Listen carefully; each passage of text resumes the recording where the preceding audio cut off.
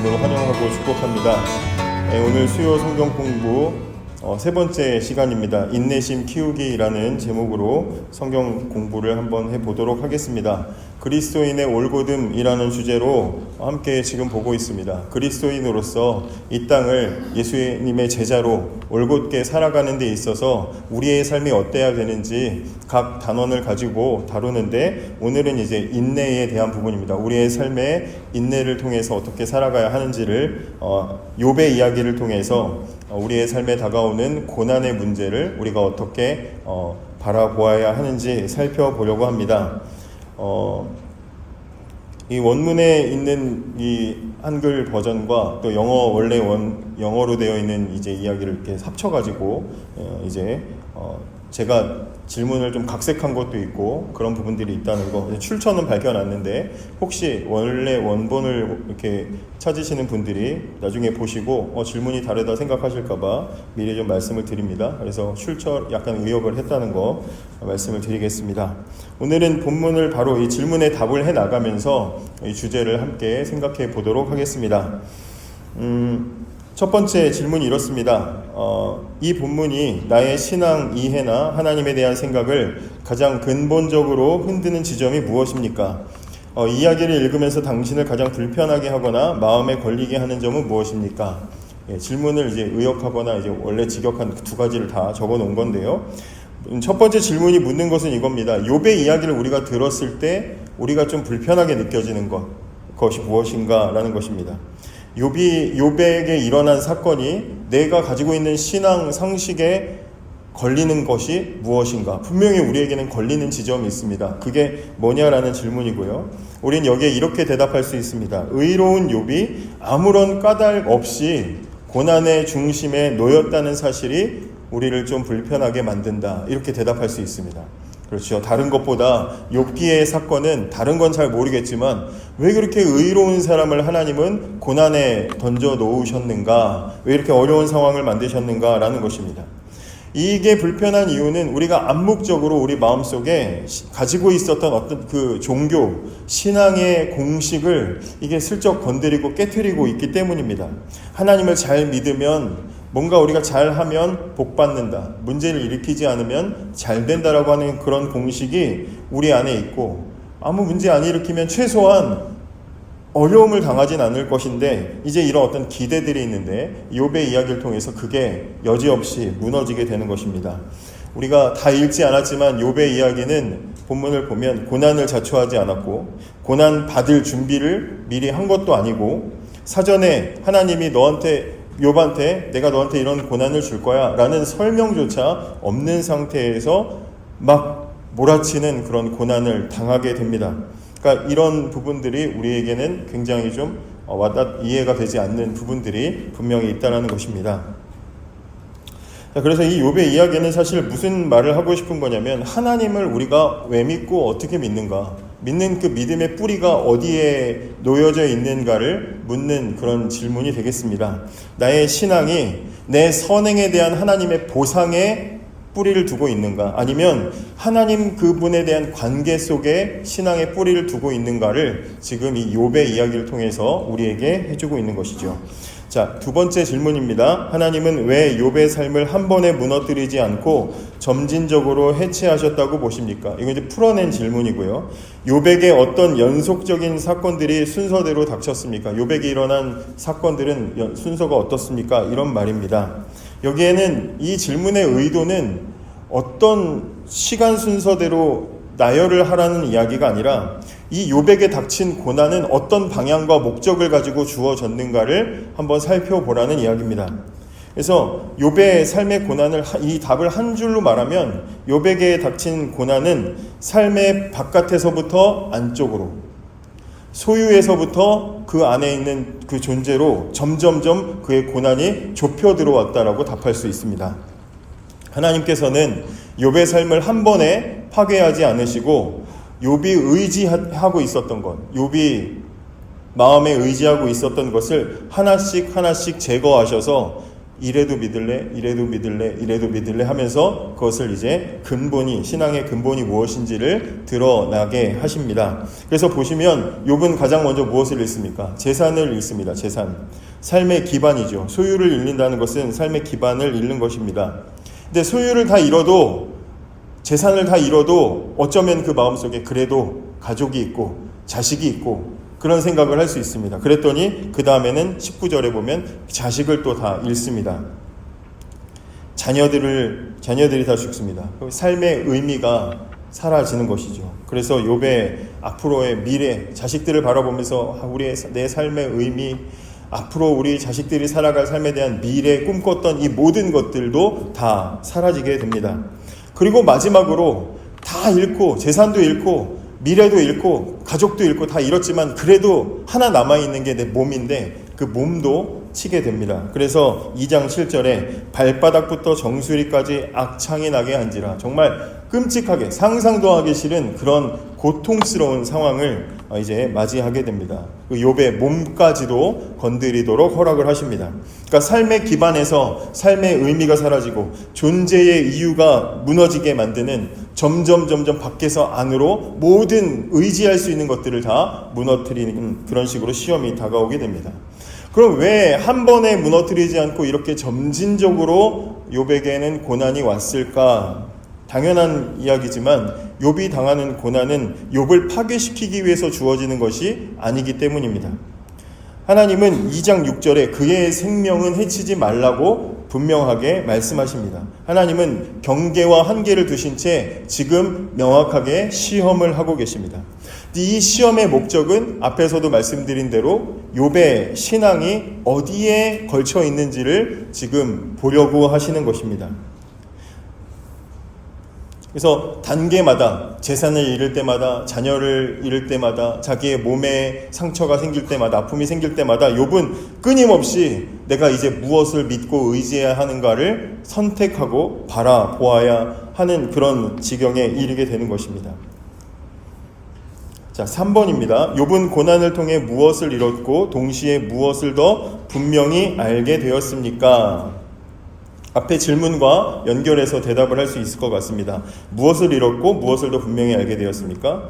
욥은 모든 의지할 만한 것들을 다 잃었고 동시에 의지할 분은 하나님밖에 없다는 것을 분명하게 알게 되었습니다. 그렇죠? 이 고난을 통해서 욥은 의지할 것을 다 잃었고 동시에 의지할 분은 오직 하나님뿐입니다 라는 것을 발견하게 됩니다.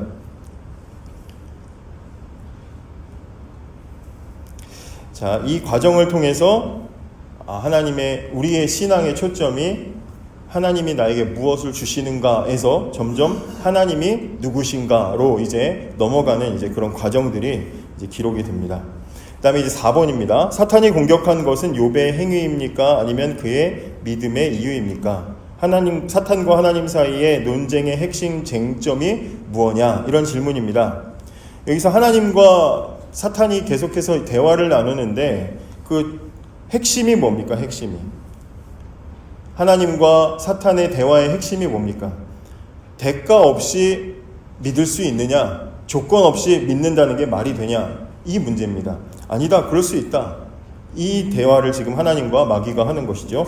사탄은 욥을 고발할 때 욥 보십시오. 하나님이 욥 봤냐? 욥 이렇게 훌륭한 의로운 욥 봤냐 했을 때 욥 하나님 모르셔서 그렇지 이런 행동도 하고 저런 행동도 합니다. 뒤에서는 이런 나쁜 짓도 많이 합니다. 행동을 문제 삼지 않았습니다. 오히려 욥도 하나님 앞에서 욥의 경건함을 인정하죠. 그런데 사탄은 욥이 가지고 있는 하나님 앞에서의 그 경외심, 하나님을 사랑하는 그 마음, 그 믿음의 출처에 대해서 의심을 합니다. 걔가 그냥 믿겠습니까? 걔가 그냥 뭐 아무 이유 없이 그렇게 하겠습니까? 9절에 보시면 어찌 까닭 없이 하나님을 경외하리까 이런 말이 있습니다. 까닭 없이 이유가 있다고 보는 것입니다. 사탄이 가지고 있는 논리는 욥의 신앙은 하나님 자체를 향한 신앙이 아니라 하나님이 주시는 보호와 형통과 잘 되는 것을 통해서 그 환경 때문에 주어지는 반응으로 하나님을 잘 섬기는 거다 이렇게 보는 것입니다. 그러면서 이유를 10절에 1장 10절에 주께서 그와 그의 집과 그의 모든 소유물을 사면으로 울타리를 두르심이 아니니까, 쉽게 말하면 이런 말 아니겠습니까? 하나님이 잘해주니까 욥도 잘하는 거죠. 하나님 못해줘 보십시오. 욥이 잘하겠습니까? 지금 이렇게 말하고 있는 것입니다. 보상 구조 안에 그 신앙이 갇혀 있는 겁니다. 보상을 해주니까 잘하는 거지, 보상 안 주면 하나님 물어뜯을 겁니다. 이렇게 말하고 있는 것입니다. 그렇기 때문에 사탄이 지금 욥에게 주는 고난은, 우리가 지금 문자적으로 읽고 있지만 더 문자적으로 보는 것보다 훨씬 더 극심하고 고통스러운, 아주 근본을 뒤흔드는 무서운 그런 고난이었을 것입니다. 욥의 신앙의 근거가 그 밑바닥이 드러나기까지 마귀는 최선을 다해서 생명 빼고는 다 파헤치고 괴롭히는 것이기 때문에 극단적으로 밀어붙이는 그런 고통이 주어졌을 것입니다. 11절에 마귀가 장담하지 않습니까? 이제 주의 손을 펴서 그의 모든 소유물을 치소서, 그리하시면 틀림없이 주를 향하여 욕하지 아니하겠나이까. 마귀가 그렇게 하나님께 제안을 하는 겁니다. 신앙이, 저 하나님과 욥 사이의 신앙이 관계라면 고난을 당해도 유지되겠지만, 이게 거래라면 고난에 여지없이 무너질 겁니다. 두고 보십시오. 이렇게 말합니다. 그래서 하나님께서도 이 도전을 받아들이십니다. 하나님은 욥을 의심해서가 아니라 그 사탄이 지금 가지고 있는 이 신자 하나님과의 이 우리의 관계가 그런 조건 속에서 주어지는 게 아니라는 이 마귀의 오해를 욥을 통해서 이번에 확실하게 증명하셔서 이 사탄의 논리를 뒤집으시려고, 오케이, 좋아, 그럼 해보자. 지금 하나님이 그렇게 그 제안을 받아들이십니다. 자, 그러면 이 욥의 그 이후에 이제 보여지는 욥의 삶은 결국에는, 그래서 이 신앙의 근거가 어디 있는가가 실제적으로 드러나는 이제 그런 문제가 되는데, 이 질문은 결국 저와 여러분에게도 그대로 돌아올 수 있는 질문입니다. 우리가 하나님을 열심히 믿는 이유가 무엇인가? 우리가 신앙을 가지고 있는 이유가 무엇인가? 욥의 이야기는 우리에게 이 질문을 던져줍니다. 예수를 왜 믿는가? 더 쉽게 말하면 우리가 왜 신앙생활을 하고 있는가? 왜 하나님을 붙들고 있는가? 삶이 잘 풀리기 때문인가? 아니면 상황과 무관하게 하나님이시기 때문에 우리는 지금 이 자리에 나와 있는가? 이것을 이 욥의 이야기를 통해서 우리에게 다시 비추어 볼 수가 있는 것입니다. 욥기는 긴 이야기 속에서, 긴 여정을 통해서 이제 신앙은 결과가 아니라 관계라는 사실을 이제 서서히 드러내게 됩니다. 자, 5번입니다. 이 주제가 사탄과 하나님에게 중요한 이유는 무엇입니까? 이 질문의 의미는 하나님은 아무 유익이 없어 보이는 순간에도 여전히 믿고 사랑할 수 있는 그런 분이신가? 이런 것을 묻는 것입니다. 신앙이 관계냐? 관계에서 생기는 것이냐? 나의 신앙은 수단으로서 생기는 것이냐? 이걸 이제 묻는 질문입니다. 이 질문에 대해서 우리가 똑바로 대답을 하지 못하면 신앙이 필연적으로 거래가 되기 때문에 저나 여러분이나 욥이나 이 질문에 대해서 우리는 명확하게 대답을 할 수 있어야 합니다. 전에 어떤 그 목사님 설교집을 읽다가 거기서 이제 그 목사님이 예로 드셨던 선교지 이야기를 읽은 적이 있는데, 어떤 선교지에서 선교사님이 이렇게 가다 보니까 그 선교지인 현지에 있는 어떤 사람이 자기 집안 우상을 이렇게 가져다가 이제 시냇가에다 이렇게 놓고 채찍으로 막 그 우상을 때리고 있더랍니다. 그래서 왜 우상을 때리고 있냐? 왜 네가 믿는 신을 때리고 있냐? 라고 물었더니 그 사람이 하는 말이 뭐였냐면, 우리 집에서 믿는 신인데 요즘 효과가 너무 없어가지고 능력이 너무 없어서 정신 차리라고 때리고 있더라. 이렇게 얘기를 했다는 거죠. 당장에 능력이 없으면 신을 신으로 대우하지 않는 게 그게 무슨 신이고 그게 무슨 신앙이냐? 이런 걸 묻는 이제 그런 이야기였습니다. 신앙이라는 것이 어떤 우리에게 당장에 얻어지는 유익과 결과, 어떤 이익을 전제로 한다면 하나님은 우리의 필요를 충족시켜 줄 때만 하나님이 될 수밖에 없습니다. 그럼 그건 하나님이 원하시는 이제 신앙이 아니라는 것이죠. 사탄이 지금, 마귀가 이 구조를 가지고, 이 논리를 가지고 하나님을 지금 공격하고 모욕하고 있는 겁니다. 사람들 보십시오. 하나님이 잘해주니까 하나님 믿는 거지. 그 다 가져가시면 되겠습니까? 라고 지금 그렇게 말하고 있는 것입니다. 그러니까 이 신앙생활을 잘 지켜내고 그 자리를 잘 지켜나가는 우리의 신앙은 그냥 단순히 견디는 문제가 아니라 하나님이 누구신지, 그 하나님과 내가 어떤 관계인지를 분명하게 알아가는 것이 굉장히 중요하다는 것을 우리가 생각해 보게 됩니다. 조건과 보상 없이 하나님은 우리가 하나님을 사랑하기를 원하십니다. 하나님 원하시는 것은 그런 사랑입니다. 왜냐하면 하나님은 우리와 많이 들으신 말이지만 인격적인 관계를 맺기를 원하시기 때문입니다. 인격적인 관계. 하나님과 제가, 여러분이, 우리가 서로 하나님을 알고 하나님도 하나님 당신은 우리에게 알려주시고 그러면서 하나님과 우리가 서로 깊은 교제의 관계, 계속해서 성장해 나가는 깊은 관계를 맺어 나가기를 원하고 계시는 것입니다.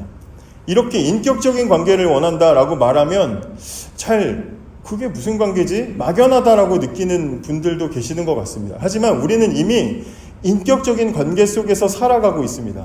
우리는 자녀를 키우면서, 자녀를 양육하면서 우리는 자녀들과 인격적인 관계 속에서 잘 지내기를 항상 바라면서 자녀를 양육하고 있습니다. 2026년도 새해가 밝았을 때 여러분 중에 어떤 부모님이 자녀들 앞에서 얘들 다 앉혀놓고 첫째, 큰애야, 둘째야, 셋째야 다 앉아봐라. 2026년도 우리 첫째에게는 아빠가 이런 선물을 줄 것이고 여름에는 이런 걸 해줄 것이고 그래서 이런 쭉 연간 계획이 있다. 셋째에게는 이렇게 내가 해줄 것이다. 자녀들이 앉아가지고 부모의 그 계획을 보고 아빠 난 그 계획이 마음에 안 드니까 올해는 아버지를 인정하지 못하겠습니다. 이렇게 한다면, 보상에 따라서 자녀가 부모를 섬기고 사랑하는 것을 결정한다면 이건 인격적인 관계가 될 수가 없는 것이죠. 우리는 이미 인격적인 관계가 뭔지 압니다. 부모니까 사랑하고, 자녀가 공부를 잘하든 못하든 늦은 밤 늦게까지 쏘다니든 어쩌든 이 자녀니까 사랑해주는 이 관계, 이런 관계를 우리가 원하고 있지 않습니까? 하나님도 마찬가지라는 것이죠. 하나님도 상을 줄 때만 하나님하고 안 줄 때는 또 모른 척하는 그런 관계를 원하시는 게 아니라 하나님은 우리와의 그 관계를 통해서 우리를 알아가시고 우리도 하나님을 알아가는 이런 인격적인 깊은 관계를 맺기를 원하신다는 것입니다. 하나님은 그래서 끊임없이 우리에게 이런 관계를 요구하시고 확인하기를 원하시는 것입니다. 오늘도 매일 성경 말씀에 창세기 15장 말씀을 묵상을 했는데 쪼갠 고기 사이로 아브라함과 하나님이 언약을 맺으시는 이 관계를 이렇게 살펴봤습니다. 이 말씀 속에서도 보면 하나님은 아브라함에게 이렇게 될 것이고 너를 이렇게 복줄 것이고 너는 복의 근원이 될 것이고 하나님 끊임없이 약속하시고 내가 너의 방패가 될 것이고 하나님이 쭉 약속을 해주시는데 아브라함에게는 조건을 달지 않습니다. 넌 대신에 이렇게 해라. 조건이 없습니다. 하나님은 조건 없이도 아브라함과의 관계를 맺기를 원하신다는 것이죠. 그 모든 부족함을 하나님이 다 안고 사랑하고 그 관계를 더 발전해 나가기를 원하십니다. 그래서 창세기 15장에 보면 아브라함에게 자손에 대한 복을 약속하시면서 어떤 이야기를 하시냐면 네 자손이 나중에 3대 4대 나중에 네 자손들이 400년 동안 다른 민족에게 끌려가서 종노릇 하다가 풀려날 것이다. 이 출애굽 이야기를 예언을 하십니다. 이 하나님과 아브라함이 언약을 맺으시면서 출애굽 이야기를 하십니다. 그리고 400년 동안 잡혀 있을 거지만 그 이후에 큰 재산을 가지고 나올 것이다. 이렇게 약속하십니다. 오늘 이 공과를 준비하고 그 말씀을 오늘 묵상을 하는데 하나님이 원하시는 것은 정말 그 관계, 교제하기를 원하시는구나. 뿐만 아니라 그 아브라함과의 관계만이 아니라 그 자손들 400년 뒤까지도 하나님이 예약을 하시고 말씀을 하셨다는 것은 너희 후손 대대로 나는 너희와 관계하기를 원한다라는 하나님의 그 길고 지속적인 그 하나님의 이 인격적인 교제를 원하시는 하나님의 마음을 드러내는 장면이다라는 것을 생각해 보게 되었습니다. 하나님은 그것을 원하신다는 것입니다. 마귀는 알지 못하는데 하나님은 우리에게 그것을 원하신다. 조건 없는 인격적인 교제의 관계를 원하신다. 이렇게 말할 수 있겠습니다. 6번입니다. 욥의 아내는 어떤 신앙의 포기를 요구합니까? 욥의 아내가 참고 두고두고 보다가 2장 9절에 그렇게 말합니다. 그의 아내가 그에게 이르되 당신이 그래도 자기의 온전함을 굳게 지키느냐? 하나님을 욕하고 죽으라. 그 몸까지도 그냥 다 상해가지고 벅벅 긁는 것을 보고는 도저히 못 참아서 너 그러고도 온전함을 굳게 지키냐? 하나님 욕하고 죽으라. 무슨 얘기입니까? 아내가 지금 욥에게 제안한 게 뭡니까? 이 고난을 끝내기 위해서 너 하나님과의 관계를 끊어버려라. 이런 얘기를 합니다. 이 아내가 지금 감정적으로 말하는 것 같지만 사실 여기에는 굉장히 무서운 논리가 그 속에 들어 있습니다.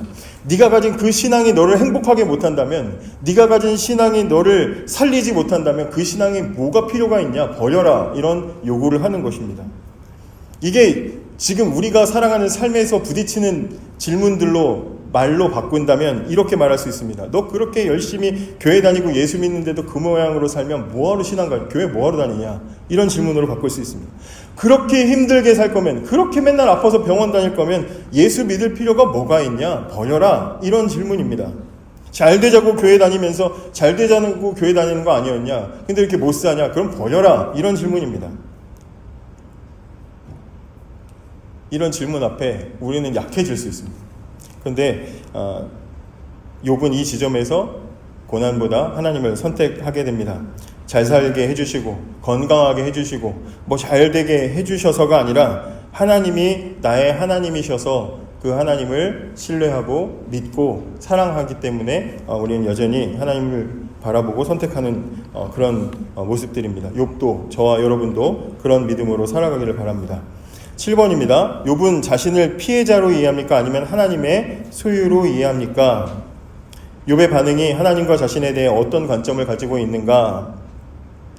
욥은 자신을 피해자가 아니라 하나님께 속한 존재로 이해하고 있습니다.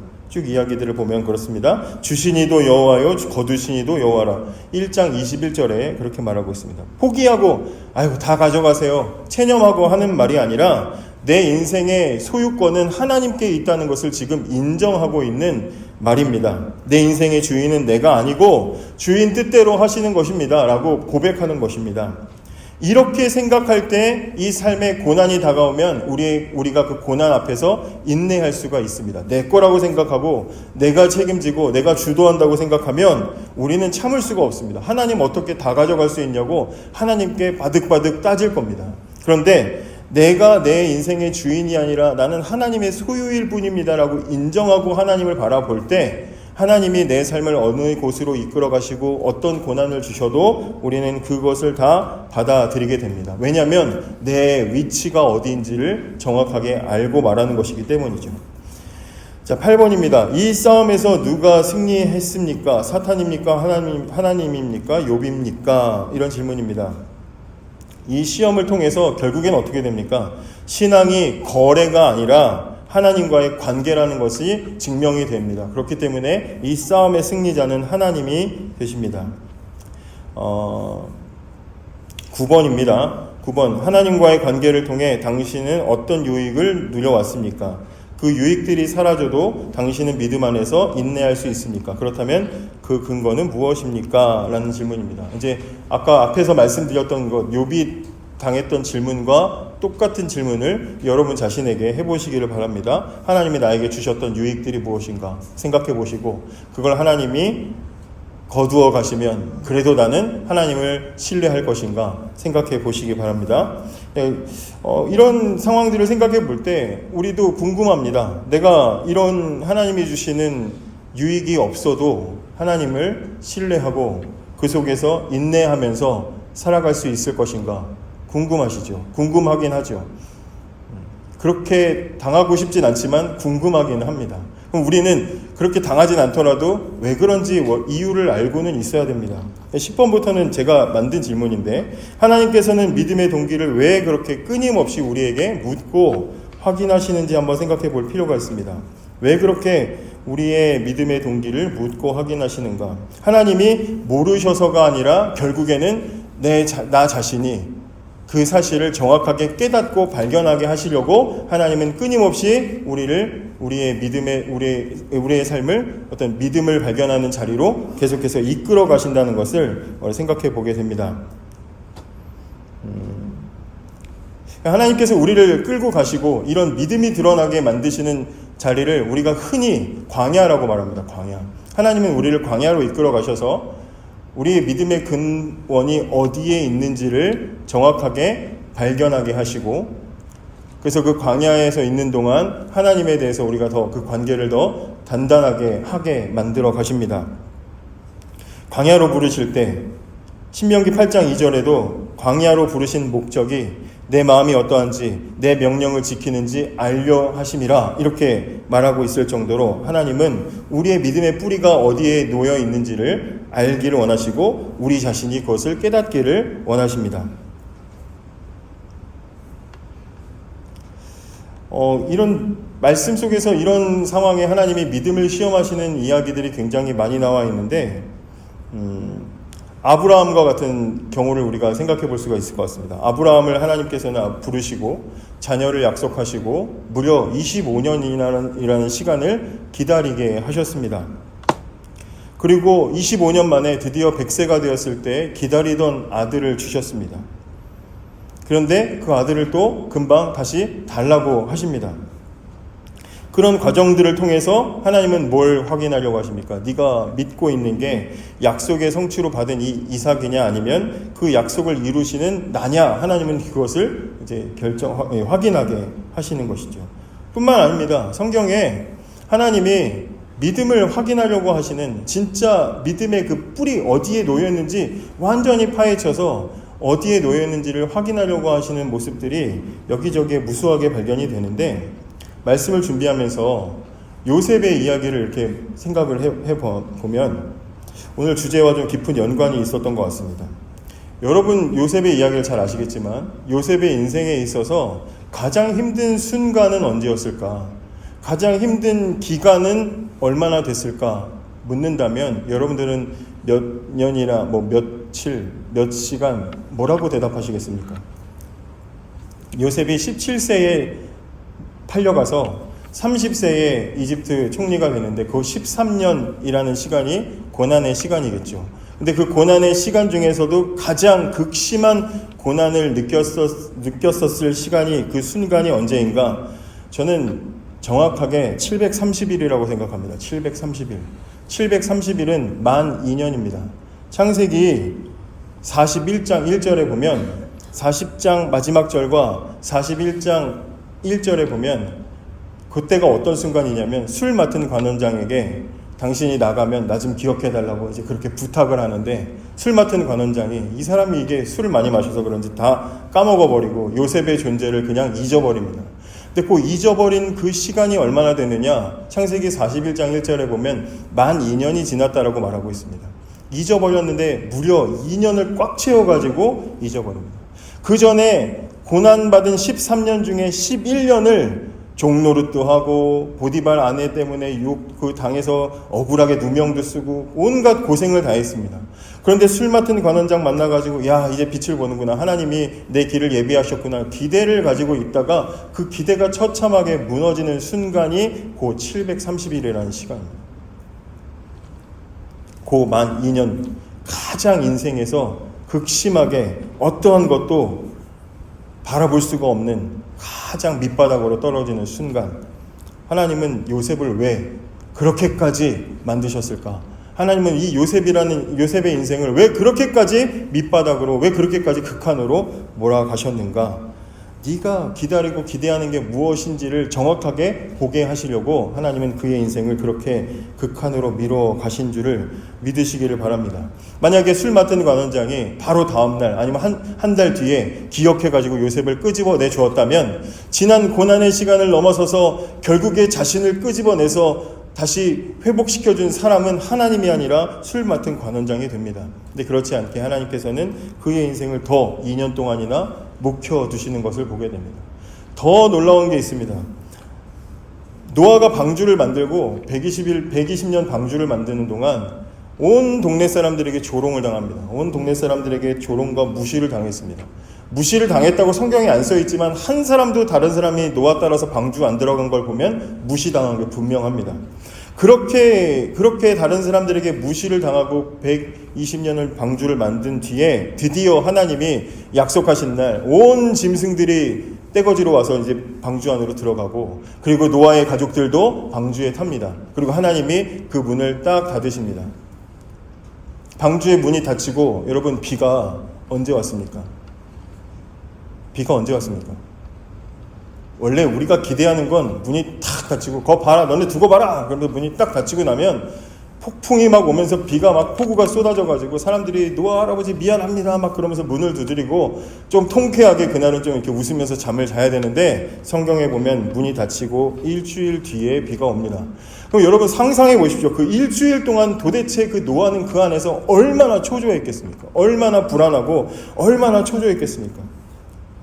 히브리서 11장 7절에 노아는 보이지 않는 일에 경고하심을 받아 방주를 준비했다고 하는데 그 보이지 않는 것이 극대화된 순간이 그 7일 아니겠습니까?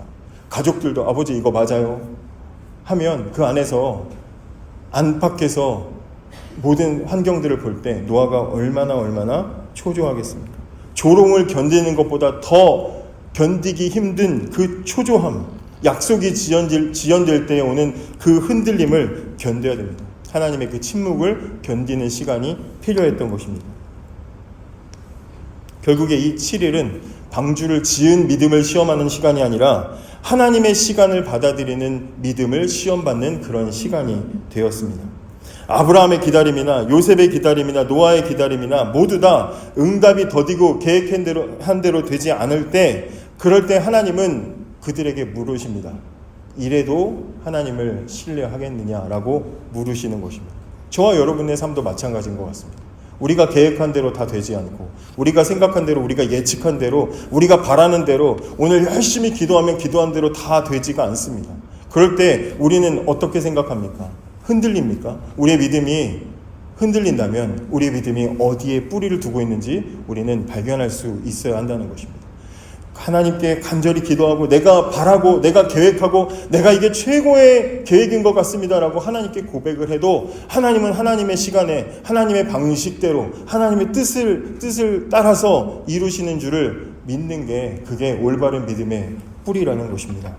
그렇게 인정하고 살아가는 게 그게 바로 무엇입니까? 인내라는 것입니다. 그래서 마지막 질문이 신앙생활의 인내란 무엇입니까? 인내란 고통을 참고 이 악물고 버티는 게 아니라 아무것도 의지할 수 없는 자리에서 하나님만 더 분명히 의지하는 상태, 그것을 인내라고 말합니다. 성경에서 말하는 인내라는 건 단순히 참는 게 아니고 그 자리를 떠나지 않고 머무는 신실함을 의미합니다. 자리를 떠나지 않고 머무는 신실함, 상황이 바뀌지 않아도 하나님에 대한 그 태도를 바꾸지 않고 그 자리를 떠나지 않고 하나님이 신실하신 것을 믿고 하나님이 선하신 것을 믿고 그 자리를 계속해서 지킬 수 있는 것, 그것이 바로 인내라는 것입니다. 감정을 억누르고 있는 것이 아니라 신뢰하는 그 방향을 지키는 것이 그게 바로 인내라는 것입니다. 언제 끝나느냐, 이것이 아니라 누구를 붙잡고 있느냐의 문제로 바라보는 것이 바로 성경이 말하는 우리 신자에게 요구되는 인내의 삶이라는 것입니다. 여기까지가 제가 이 공과로 준비한 것인데, 지난 주말에 여기까지 준비를 하고 나서 이제 주일 예배를 드리고 났다가 추가적으로 이제 생각이 된 것들이 있습니다. 신자가 이런 인내의 삶을 살아가야 되는 것을 우리가 이론적으로 잘 알고 있습니다. 저와 여러분은 이미 그런 부분, 일정 부분을 그렇게 살아가고 있습니다. 그런데 이렇게 살아가는 우리의 삶이 저는 슬프다고 생각했습니다. 제 서울에 올라올 때 하나님이 처음에 저희 가족에게 주신 말씀이 광야의 삶을 살아라 이거여서 고생하겠구나, 힘들겠구나 이런 생각을 하고 이 시간들을 이렇게 지나왔는데, 지난 주일을 기점으로 해서 생각이 바뀌었습니다. 공과를 준비하다가 신자가 인내하며 살아가는 삶, 광야를 견디는 삶은 인내의 삶이겠구나, 힘들겠구나, 버티는 삶이겠구나, 이렇게 살아가다가 문득 이런 질문을 했습니다. 이스라엘 백성들이 출애굽 40년 광야를 지내는 동안 매일 힘들었을까? 매일 고통스러웠을까? 매일 그렇게 이를 악물었을까? 요셉이 그 만 2년 처음에 그 좌절되고 처음에 고통받았겠지만 정말 2년 내내 다시 술 관원장이 기억해서 부를 때까지 매일매일 이를 악물고 참고 견디면서 눈을 질끈 감고 버텼을까? 노아가 방주 안에서 1년 이상 하나님의 다시 문을 열어주실 때까지, 방주에 열어주실 때까지 매일 초조하게 손톱을 물어뜯으면서 그렇게 버텼을까? 저는 전혀 아니라고 확신합니다.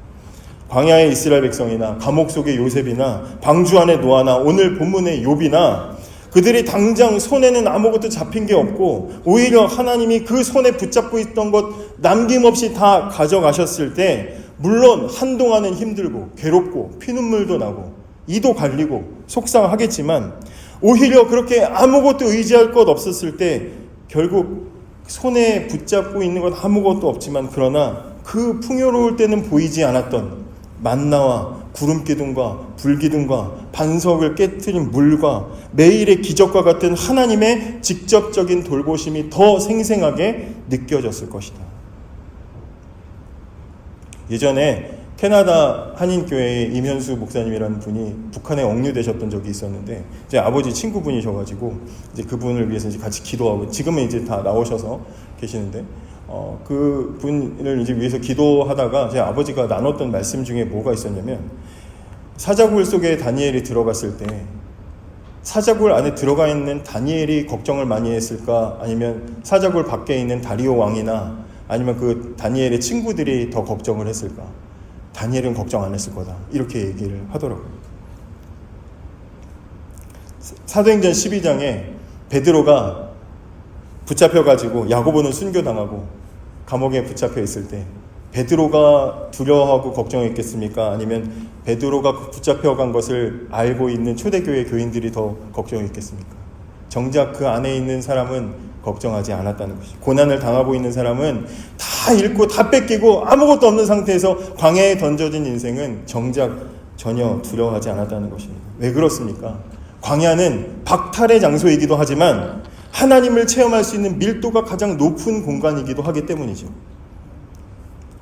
공과를 준비하면서 지난 주일 오전 말씀이 적용이 됐는데 에베소서 1장 19절 말씀이 하나님의 능력의 지극히 크심을 아는 기쁨, 그게 바로 광야에 우리가 던져진 우리들에게 주어지는 아무 문제 없이 살아가는 인생에게는 주어지지 않는 고난의 길을 걸어가고 광야의 길을 던져지는 인내의 삶을 살아야 되는 신자들에게는 더욱더 분명하게 나타나는 기쁨이 되고 그 고난 속에서 우리는 하나님을 더 많이 알아가게 될 것이라는 사실이 깨달아지면서 광야의 길은 맨날 한숨 쉬고 이를 악무는 길이 아니라 오히려 더 즐겁고 더 풍성한 길이 되겠구나라는 생각을 하게 되었습니다.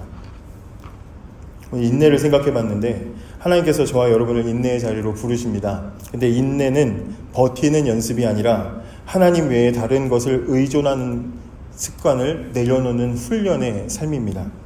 인내는 더 강해지라고 부르는 자리가 아니라 더 약해져서 하나님밖에 없다고 하나님을 더 많이 의지하게 만드는 훈련의 자리입니다. 그렇게 살아갈 때 광야는 고통을 견디는 자리가 아니라 하나님의 능력이 얼마나 큰지를 실제적으로 경험하는 자리가 될 것입니다. 광야에서 인내를 훈련받은 신자는 우리에게 베푸신 하나님의 능력의 지극히 크심을 확인하며 진정한 평안을 얻게 될 것입니다.